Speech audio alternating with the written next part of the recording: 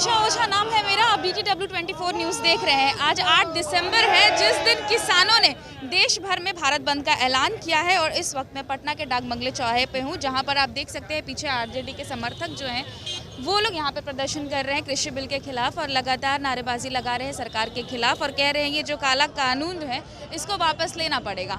इनसे बात करेंगे और जानेंगे कि जिस तरह से 5 बार वार्तालाप हो चुका है केंद्र सरकार और किसानों के बीच, लेकिन अब तक कोई भी निष्कर्ष निकल करके सामने नहीं आया है। अब क्या मांगे हैं, ज़रूरत पड़ने पर क्या बिहार के किसान जो हैं वो भी दिल्ली की तरफ कूच करेंगे, इन सभी चीज़ों को लेकर के इनसे बात करते हैं। क्या नाम हुआ आपका? नौशाद अख्तर नाम हुआ। क्या चाहते हैं आप केंद्र सरकार से, क्योंकि 5 बार ऑलरेडी बात हो चुकी है सरकार और किसानों के बीच, लेकिन अब तक कोई निष्कर्ष निकल करके सामने ये केंद्र सरकार बिल्कुल झूठी है, और ये मुझे नहीं लगता है कि ये किसानों के हित में कभी बात करेगी। और जब तक नहीं ये काला कानून वापस लेगी तब तक हम लोग रोड पर रहेंगे, सारे किसान रहेंगे, सारे मजदूर रहेंगे, हम लोग रोड पर उतरने का काम। बिहार के किसान क्यों नहीं आंदोलन कर रहे? आप सब रोड पे? नहीं, बहुत सारे किसान हैं बिहार में, हर जगह आज हर जगह, पटना के अंदर नहीं है, हर ब्लॉक में, हर स्तर पर, हर जिला में, अपने अपने जिला पे सारे किसान आज हैं। जरूरत पड़ने पर क्या दिल्ली की तरफ भी कुछ कर सकते हैं यहाँ के किसान? बिल्कुल दिल्ली के और कुछ कर सकते हैं। क्या चाह रहे हैं आप केंद्र सरकार से, क्या चाह रहे हैं? एक काला कानून किसान का हम लोग वापस ले, हर हालत में उसको वापस लेना होगा। किसानों ने जो 3 कानून बनाया है बिल्कुल किसान के एकदम हक में नहीं है। और हम लोग आज जो अन्नदाता है, जो भारत का अन्नदाता के खिलाफ इतनी बड़ी साजिश, इतना काला कानून लाया गया है, तो हम लोग को अन्न कहाँ से मिलेगा? बहुत गंभीर बात है, बहुत सोचने की बात। लोग किसान के साथ मजबूती से खड़े हैं। नरेंद्र मोदी जी बिल्कुल जो है इस देश में काला कानून लाके किसानों को और ये फ़ायदा कॉर्पोरेट घराने को पहुंचाना चाहते हैं। इनकी हमेशा देश में कुछ दिनों के बाद काला कानून लाते हैं और देश को गुमराह इसलिए करते हैं कि देश की इकोनॉमी बिल्कुल ख़राब हो चुकी है, देश इनसे नहीं चल रहा है। लोग को बरगला के ये देश में गद्दी पे और सत्ता में बने रहना चाहते हैं। यहाँ पर आप देख सकते हैं हाथ में धान लेकर के ये भैया जो है वो यहाँ खड़े हैं।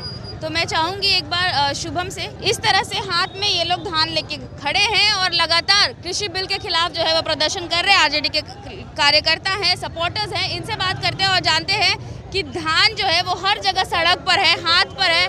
किसानों के लिए आप लोग कितने ज़्यादा जो है आगे बढ़ने? किसानों के लिए ये प्रदर्शन, हम लोग किसानों के साथ कंधे से कंधा मिलाकर खड़े हैं। ADR रिपोर्ट कहती है कि पिछले 6 साल में 3 लाख किसानों ने आत्महत्या की। आप जिस बिल को विपक्ष के ऊपर ठीकरा फोड़ रहे हैं, तो वो खुद बताएं कि अकाली दल तो आपका सहयोगी दल था, उसने सबसे पहले इसका विरोध किया है। हरसिमरत कौर जी ने विरोध किया है और वो उसके बाद उन्होंने NDA को छोड़ा है। तो आप अपने ही सहयोगी दल को समझा ना सके तो आप विपक्ष में ये ठीकरा नहीं फोड़ सकते, ये आपकी नाकामी है। दूसरा, किसान मांग क्या रहा है?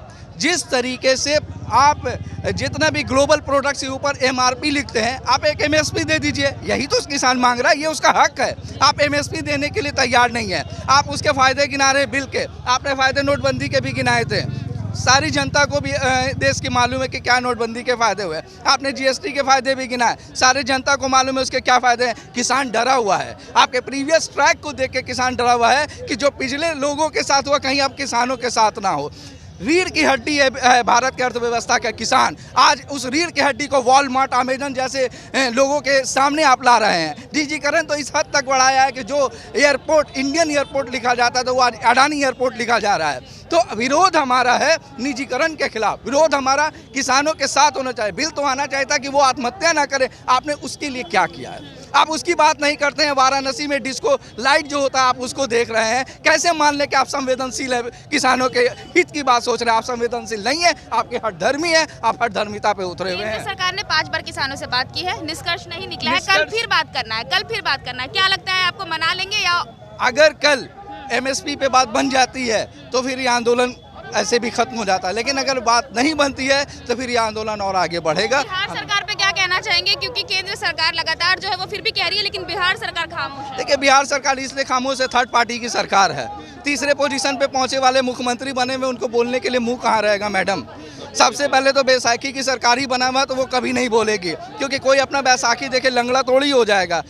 ये लोहियावाद की बात करते हैं नीतीश जी। जिस लोहियावाद को लेकर के आपकी राजनीति चली, आज वही लोहियावाद के लोग सड़क पर हैं, आप उसके साथ समर्थन में नहीं खड़े हुए, तो कहीं ना कहीं आपका समर्थन पूर्ण रूप से बीजेपी युक्त, बीजेपी नीति युक्त बन चुका है। आपकी राजनीति खत्म हो चुकी है। आप बैसाखी के सारे जिंदा रहिए जितने दिन तक आप जी सकते हैं। डाक बंगला चौराहा से हम आपको लगातार तस्वीरें दिखा रहे हैं कि प्रदर्शन हो रहा है। सीपीआई की तरफ से जाप के कार्यकर्ता है, आरजेडी के कार्यकर्ता है, तमाम विपक्ष है वो यहाँ पे मौजूद है और साथ ही जितनी भी दुकानें हैं वो भी यहाँ पे बंद है। हम कुछ और लोगों से भी जुड़ने की कोशिश करेंगे। क्या चाहते हैं आप बिहार सरकार से जो अब तक खामोश है? बिहार सरकार खामोश इसलिए है कि ये आरएसएस के गोद में जाकर के बैठी है। इनको इतना भी शर्म नहीं है नीतीश कुमार को और एनडीए सरकार को कि जिस किसानों का हक वो 2006 में ही मार चुके थे, उसके हक के लिए आज भी खड़ा नहीं हो रहे हैं। जब किसान सिर्फ एक चीज़ मांग रहे हैं कि उनको एमएसपी की गारंटी दो, एमएसपी से कम की खरीद को गैर कानूनी घोषित करो।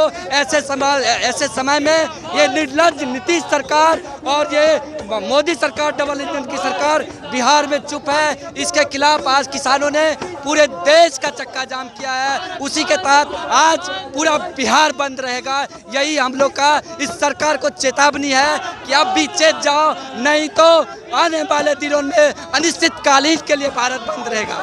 जिस तरह से आप देख सकते हैं हल लेकर के कि यहाँ लोग रोड पे आए हुए हैं और लगातार प्रदर्शन कर रहे हैं। आज सुबह से ही डाक बंगला चौराहे पर जाप के कार्यकर्ता है, आरजेडी के कार्यकर्ता है, सीपीआई के कार्यकर्ता, जो तमाम यहाँ सपोर्टर्स हैं वो पहुंचे हुए और इस तरह से उग्र होकर आंदोलन कर रहे हैं कृषि बिल के खिलाफ।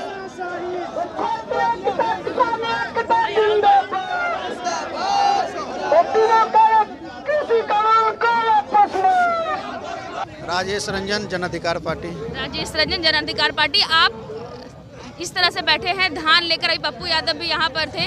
क्या लगता है आपको कि केंद्र सरकार जिस तरह से बात करने की कोशिश कर रही है, 5 बार कर भी चुकी है, लगातार विफल है? देखिए, जो नीति लाई गई है किसान विरोधी है, इसको वापस करने किए बिना कोई ऑप्शन है नहीं। आप बार बार वार्ता के लिए बुला रहे हैं, लोगों को दिग्भ्रमित कर रहे हैं। वार्ता के लिए बुलाते हैं, कहते हैं कि हमें बिल वापस करेंगे ही नहीं, तो वार्ता का क्या नतीजा? नतीजा तो जीरो होना है। जो किसान के हित में नहीं है नीति, वो वापस, जैसे अभी धान है, पूरे बिहार में किसान धान फसल तैयार कर लिए, अपने खून पसीने पूंजी लागत सब कुछ लगा लिए, मगर बिहार सरकार कहीं भी अभी तक एक केजी भी धान नहीं खरीदा गया हो। आप पता कर लीजिए, सरकार कहीं धान नहीं खरीदा है। उद्योगपति जो पूंजीपति लोग हैं वो खरीद नहीं रहे हैं, सरकार खरीद नहीं रही, तो किसान जाएंगे कहाँ? जो खून पसीना वो खेत में लगा के जो धान तैयार किए हैं, वो धान कोई खरीदने को अभी तैयार नहीं है। बिहार के 70% लोग जो है वो खेती करके जीते हैं, खाते हैं, खिलाते हैं, लेकिन बिहार के ही मुख्यमंत्री खामोश है। देखिए, बिहार बीजेपी के सपोर्ट से सरकार चल रही है, तो मुख्यमंत्री तो चुप होंगे ही ना। अनुकंपा की सरकार है। बीजेपी आज चाहेगी सरकार गिर जाएगी, तो बीजेपी के समर्थन में खड़ी है सरकार।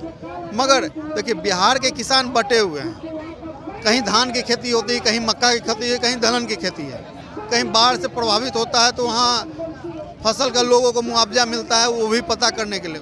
तो किसान बटे होने के कारण उन्हें समझ में नहीं आ रहा। मगर अभी जो धान का समय है, धान जब सरकार खरीद नहीं रही है, पूंजीपति लोग खरीद नहीं रहे हैं, मंडी बंद हो गया है, लोग सड़कों पर आ गए हैं। तो लोग जब तक ये सरकार नीति वापस नहीं लेती है, आने वाले समय में तो ये तय हो जाएगा कि उद्योगपति पूंजीपति बीज भी वो देंगे, कहेंगे कि इस क्वालिटी का धान आपको खेती करना है तब हम खरीदेंगे, नहीं तो नहीं खरीदेंगे। तो वो किसान क्या करेंगे? वो क्वालिटी का धान अपने खेत में लगाएंगे तो हो सकता है वो खेती अच्छी नहीं हो, क्योंकि हर मिट्टी के हिसाब से अलग अलग फसल होती है। मगर ये सरकार पूंजीपति के हाथ में चली गई है। जिस तरह रेल को बेच दिया था, एयरपोर्ट को बेच दिया गया है, उसी तरह ये किसान के फसल को भी बेचना चाह रहे हैं। अब आने वाले समय में हमें पता चलेगा भारतवर्ष में सिर्फ मजदूर बच गए हैं, किसान बचे नहीं हैं, क्योंकि ज़मीन उनका होगा, लागत पूंजीपति लोग लगाएंगे, पूंजीपति लोग लगाएंगे, उनको कहेगा मजदूरी करने के लिए।